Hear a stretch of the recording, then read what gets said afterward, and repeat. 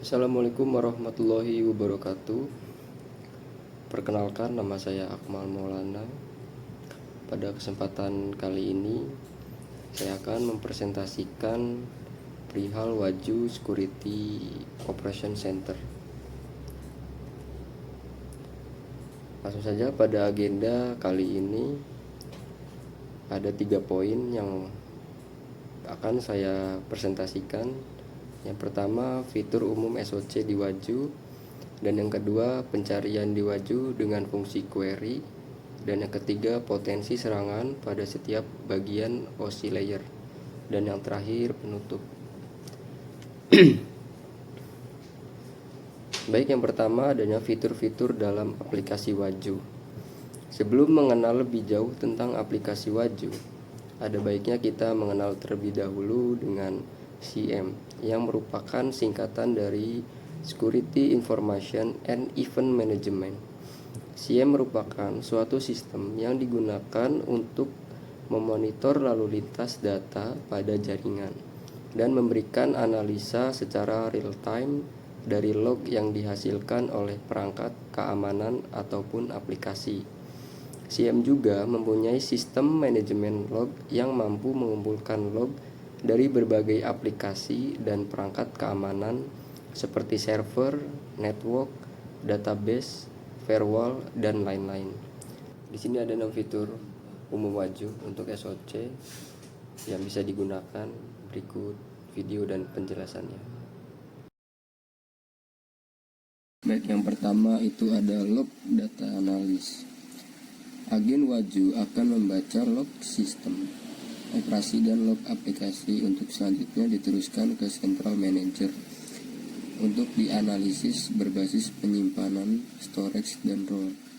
Role Waju membantu mengetahui kesalahan aplikasi atau sistem, kesalahan konfigurasi, percobaan aktivitas jahat yang berhasil, pelanggaran kebijakan, dan berbagai masalah keamanan dan operasional lainnya.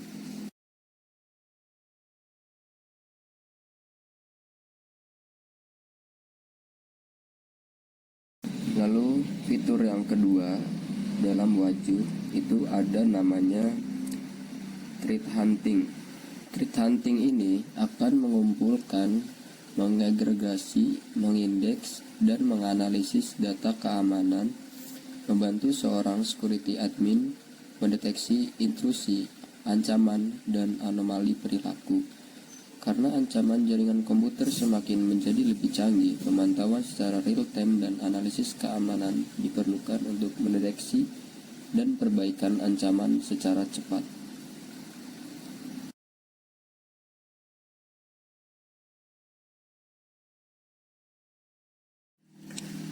Lalu fitur yang ketiga yang kita bisa gunakan untuk mempermudah pekerjaan sebagai seorang SOC analis bisa menggunakan fitur deteksi malware, atau yang bisa disebut juga di sini malware detection. Fungsi dari deteksi malware ini untuk mendeteksi adanya percobaan serangan menggunakan Waju Agen yang tersedia untuk berbagai sistem operasi yang diinstal pada perangkat atau server yang akan dideteksi. Agen akan memindai sistem yang dipantau untuk mencari malware, rootkit, dan anomali yang mencurigakan. Agen Waju juga dapat mendeteksi file tersembunyi, proses terselubung, atau pendengar jaringan yang ilegal. Selain kemampuan agen, komponen server menggunakan pendekatan berbasis signatur untuk deteksi dan menganalisis data log yang dikumpulkan dan mencari tanda-tanda anomali yang mencurigakan.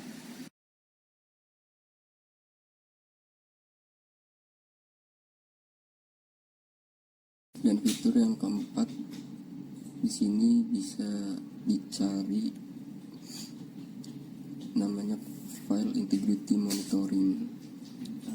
File Integrity Monitoring Waju memantau file sistem, mengidentifikasi perubahan konten, user access, dan atribut file yang perlu diperhatikan.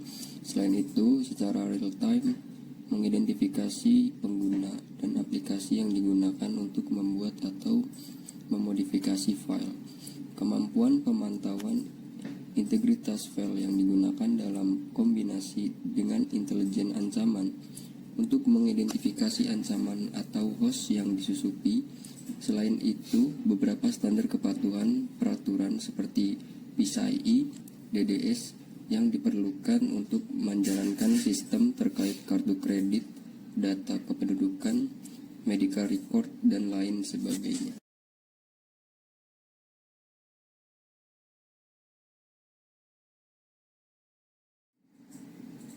Dan fitur yang kelima, di sini ada yang namanya vulnerability detection. Nah, fungsi dari vulnerability detection ini, agen Waju akan menarik data inventaris perangkat lunak dan mengirim informasi ini ke server, di mana informasi tersebut dikorelasikan dengan berbasis data CVE atau Common Vulnerabilities and Exposure, yang terus diperbarui untuk mengidentifikasi tingkat kerentanan perangkat lunak yang digunakan. Penilaian kerentanan otomatis membantu menemukan titik lemah dalam aset yang dianggap penting dan mengambil tindakan koreaktif sebelum penyerang mengeksploitasinya untuk mengeksploit kerentanan yang ada pada perangkat lunak yang digunakan.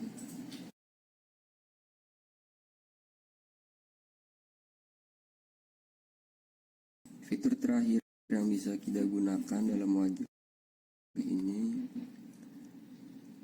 bisa dicari yang namanya konfigurasi assessment. Fungsi dari konfigurasi assessment ini wajib memantau pengaturan konfigurasi sistem dan aplikasi untuk memastikan semuanya sesuai dengan kebijakan keamanan. Selain itu, pemeriksa konfigurasi dapat disesuaikan dan menyesuaikan agar selaras dengan kebijakan. Peringatan dan rekomendasi untuk konfigurasi, referensi, dan pemetaan yang lebih baik dengan kepatuhan terhadap peraturan.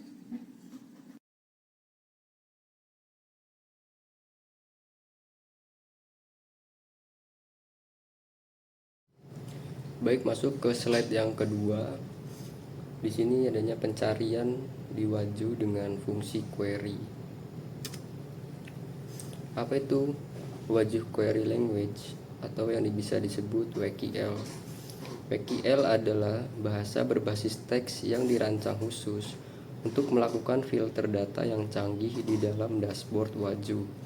Bahasa ini memiliki sintaks yang mudah dipahami, sehingga Anda dapat dengan cepat membuat query yang kompleks tanpa perlu menjadi seorang ahli dalam bahasa pemrograman.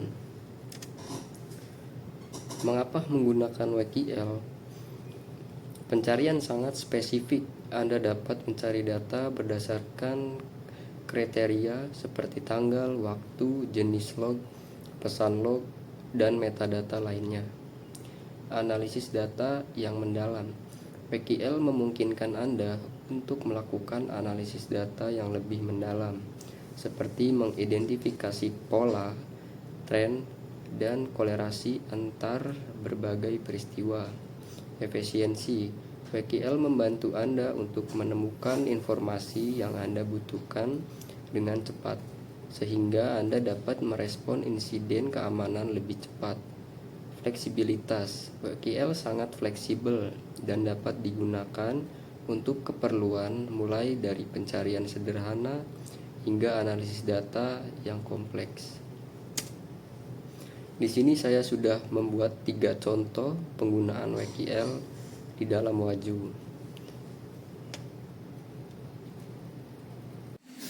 Contoh penggunaan WQL untuk mencari alat signature kita bisa lihat di sini di menu search, kita ketikkan alert signature. Apa sih fungsi alert signature ini? Alat signatur atau tanda peringatan pada Waju SOC adalah pola yang digunakan untuk mengenali aktivitas mencurigakan pada sistem, yang membedakan aktivitas normal dari aktivitas yang berpotensi bahaya. Nah, pada cetak warna kuning ini, itu sudah terdata semua yang berpotensi serangan atau yang bisa disebut di sini adalah Trojan version of fail detected. Nah, terdeteksinya signatur. Jadi kemungkinan seperti itu guys untuk mencari alert signature. Di sini terlihat 755 hit pada jangka waktu 90 hari.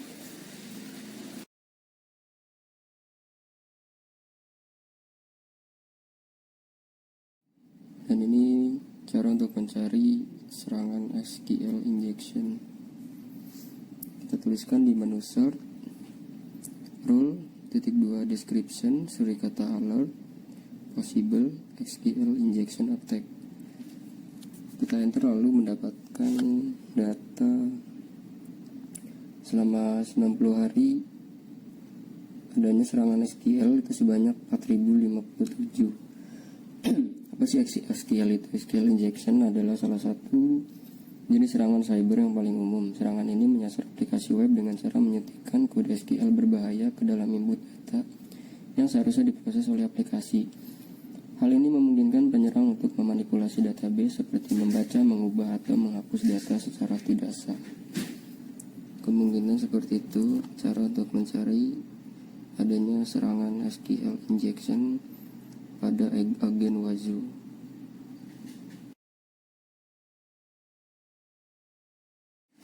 Berikut cara untuk mencari serangan brute force pada Wazoo SOC. Saya menggunakan surikata agent untuk mencoba mencari yang terindikasi serangan brute force. Apa sih brute force itu?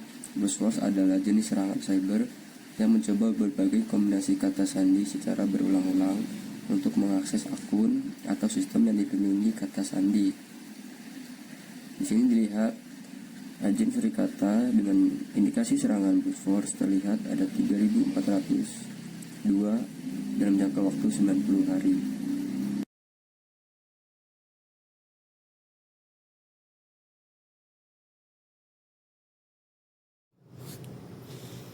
Baik, sekarang masuk ke poin yang ketiga, potensi serangan pada bagian OSI layer.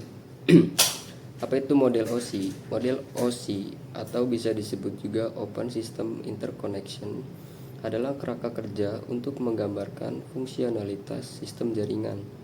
Model OSI mengklasifikasikan fungsi komputansi dari berbagai segmen jaringan, menentukan aturan persyaratan yang diperlukan untuk memastikan interkoneksi perangkat lunak dan perangkat keras jaringan. 7 lapisan model OSI dan serangan keamanan umum di setiap lapisan. Model OSI terdiri dari 7 lapisan abstraksi. Lapisan ini membangun komunikasi antar satu pengguna dengan pengguna lain dari lapisan 7 hingga ke 1. Setiap lapisan menjalankan fungsi tertentu sebelum mengirim data ke lapisan berikutnya. Di sini ada contoh serang-serangan yang terjadi pada OSI layer. Yang pertama itu adanya lapisan aplikasi. Lapisan aplikasi adalah lapisan yang paling dekat dengan pengguna dalam model lapis OSI dan membangun komunikasi antara pengguna dan aplikasi yang berinteraksi secara individual. Serangan keamanan umum pada lapisan ini adalah eksploitasi. Serangan eksploitasi. Eksploitasi berarti memanfaatkan kerentanan perangkat lunak. Mengeksploitasi dalam lapisan aplikasi mengacu pada jenis serangan cyber yang menargetkan kerentanan dalam aplikasi perangkat lunak. Serangan ini memanfaatkan bug atau kelemahan dalam kode aplikasi untuk mendapatkan akses yang tidak sah atau melakukan tindakan jahat yang menunjukkan bahwa target serangan mencakup kerentanan perangkat lunak yang memungkinkan penyerang membangun sarana untuk mengakses dan mengeksploitasinya. Tanpa menggunakan eksploitasi, penyerang dapat melumpuhkan situs web atau sistem penting dalam menggunakan serangan cyber DOS. Bisa disebut juga denial of service atau serangan DDoS.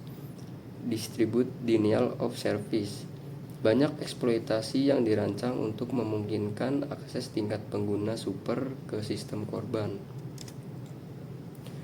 Lalu yang kedua itu ada lapisan presentasi. Lapisan presentasi menentukan metode penyediaan inskripsi dan kompresi kedua perangkat agar komunikasi berjalan dengan baik. Apapun yang dikirim dari lapisan aplikasi diterima oleh lapisan presentasi yang diubah menjadi format yang sesuai untuk transmisi melalui lapisan sesi. Phishing merupakan salah satu serangan keamanan umum yang dilakukan oleh penyerang di lapisan ini. Serangan phishing pada lapisan presentasi meliputi penggunaan titik rekayasa sosial untuk mengelabui pengguna agar memberikan informasi pribadi dan sensitif untuk mengeklik tautan berbahaya. Hal ini sering dilakukan dengan membuat situs web atau pesan email palsu yang tampak berasal dari sumber yang sah. Serangan ini bertujuan untuk mencuri informasi sensitif seperti kredensial, login, dan informasi kartu kredit, atau memasang malware pada sistem korban dengan menyamarkan serangan sebagai permintaan yang sah. Lalu di lapisan ketiga ada lapisan sesi. Lapisan sesi membuat saluran komunikasi antar perangkat yang dikenal dengan sesi. Lapisan ini membuat sesi menjaganya tetap terbuka dan efektif saat data ditransfer dan mentutupnya setelah komunikasi selesai. Pembajakan merupakan salah satu serangan keamanan umum yang terjadi di lapisan ini. Pembajakan pada lapisan sesi terjadi saat penyerang menyadap dan mengambil alih sesi komunikasi yang telah terjalin antar dua pihak. Hal ini dapat dilakukan dengan memanfaatkan kerentanan dalam protokol yang digunakan untuk membuat sesi atau menggunakan alat untuk menyadap dan memanipulasi lalu lintas jaringan. Setelah penyerang membajak sesi, mereka dapat mengakses informasi sensitif atau memperoleh akses yang tidak sah. Ada dua jenis pembajakan sesi. Pembajakan sesi aktif. Dalam hal ini, penyerang mengambil alih sesi pengguna aktif pada jaringan dan menyadap serta mengubah lalu lintas jaringan secara real time. Pembajakan yang kedua itu ada sesi pasif. Dalam hal ini, penyerang memantau lalu lintas jaringan dan menunggu pengguna masuk ke situs web. Pada saat itu, penyerang mengambil alih sesi tersebut. Lalu yang keempat, adanya lapisan transportasi. Lapisan transport melakukan kontrol aliran, mentransmisikan data pada frekuensi yang sesuai dengan kecepatan koneksi. Perangkat menerima dan kontrol kesalahan, menemukan apakah data diterima secara salah atau memintanya jika perlu. Serangan keamanan yang paling umum yang dilakukan di lapisan ini adalah pengintaian.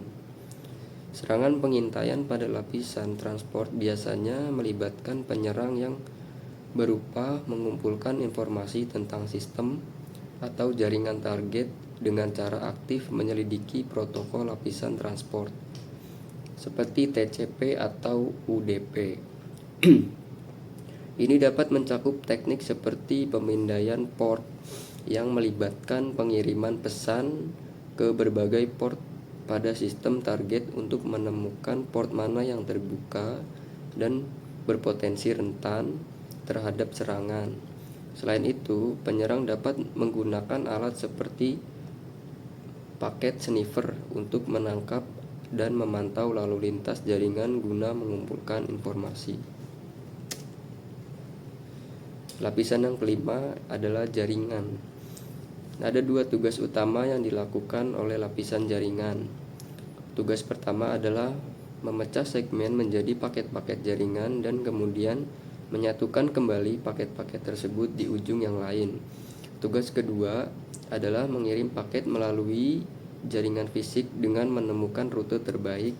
Salah satu serangan keamanan yang paling umum di lapisan ini adalah serangan perantara. Serangan man in the middle atau yang bisa disebut di sini MITM. Pada lapisan jaringan, serangan perantara terjadi saat penyerang menyadap dan mengubah komunikasi antar dua pihak tanpa sepengetahuan mereka. Penyerang menjadi perantara komunikasi yang dapat membaca, mengubah komunikasi dengan memanipulasi perutaan paket antara dua sumber. Ini dapat dilakukan dengan menggunakan teknik seperti spoofing ARP, di mana penyerang mengirim pesan ARP palsu ke sistem target, mengelabui sistem agar mengirim paket ke perangkat penyerang, bukan ke sumber yang dituju. Lalu yang keenam, ada lapisan tautan data. Lapisan tautan data membuat dan mengakhiri komunikasi antar dua simpul jaringan yang terhubung secara teknis. Lapisan ini membagi paket menjadi bingkai dan mengirimkannya dari sumber ke tujuan. Di lapisan ini, penyerang menggunakan serangan spoofing untuk menargetkan sistem. Serangan spoofing pada lapisan tautan data terjadi saat penyerang mengubah alamat media akses kontrol perangkat untuk menyamar sebagai perangkat lain dalam jaringan. Hal ini memungkinkan penyerang memperoleh akses ke sumber daya jaringan atau menyadap dan mengubah lalu lintas jaringan yang ditunjukkan untuk sumber yang sah. Ada berbagai cara yang dilakukan penyerang untuk melakukan spoofing MAC. Yang pertama adalah pemalsuan protokol resolusi alamat yang bisa disebut juga ARP, pemalsuan, yang kedua pemalsuan DHCP, dan yang ketiga membanjiri MAC. Lalu lapisan terakhir adanya lapisan fisik. Lapisan fisik bertanggung jawab untuk menghubungkan simbol jaringan secara memindai melalui sarana kabel atau nirkabel. Sniffing adalah serangan keamanan yang paling umum digunakan penyerang untuk menargetkan lapisan tautan data. Serangan sniffing pada lapisan tautan data terjadi saat penyerang menangkap dan menganalisis lalu lintas jaringan untuk mengumumkan informasi sensitif. Hal ini dilakukan dengan menggunakan alat pocket sniffer yang menangkap dan mendeteksi semua paket yang melewati segmen jaringan tertentu. Serangan sniffing mencuri informasi sensitif seperti detail login, nomor kartu kredit, dan informasi pribadi dan yang sensitif lainnya. Mungkin itu saja presentasi yang bisa saya sampaikan. Kurang lebihnya mohon maaf, dikarenakan saya juga baru pertama kali mengenal yang namanya waju. Seperti itu. Mohon dimaafkan jika ada kesalahan, ada kata-kata yang kurang berkenan, atau tindakan saya yang kurang enak dilihat. Mohon maaf. Sekian dari saya. Wassalamualaikum warahmatullahi wabarakatuh.